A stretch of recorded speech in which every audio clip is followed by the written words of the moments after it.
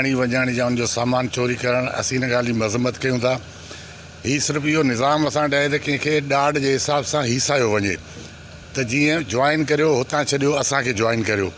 इन हिसाब सां काफ़ी मसइला असांजा मॉल में थी चुका आहिनि, काफ़ी मसइला असांजा करचात में थी चुका आहिनि। बहरहाल असांजो पुलिस कोई ॿुधण लाइ तयारु कोन्हे, न कोई अहिड़ो उनजो थिए थो कुझु। इन लाइ असीं सख़्तु लफ़्ज़नि में मज़म्मत कयूं था त इहो बंदि थियणु घुरिजे। असीं आला इख़्तियारनि खे इहो आवाज़ु पहुचाइण था चाहियूं त बाबा इहो लाइन ऑर्डर सिचुएशन ख़राबु थिए थी, इनखे कंट्रोल कयो वञे। असां पंहिंजी तरफ़ां काफ़ी कोशिशि कयूं था, पर जाइज़ मसइले जी असांजी FIR दाख़िल नथी थिए। उन्हनि जा सोलर प्लेट खणी था वञनि जेके हिन महिल ॾिसो ॿारड़ी में तक़रीबन खूह या वग़ैरह घर जे पासे में त न हूंदा आहिनि। हाणे हर माण्हू त उनजी चौकीदारी करे नथो सघे। असां वटि हिन खां पहिरियां लाइन ऑर्डर जी एसोसिएशन त काफ़ी सामान असांजो 5-5, 10 ॾींहं जंग में पियो हूंदो, केरु हथु लाइण लाइ तयारु न हूंदो।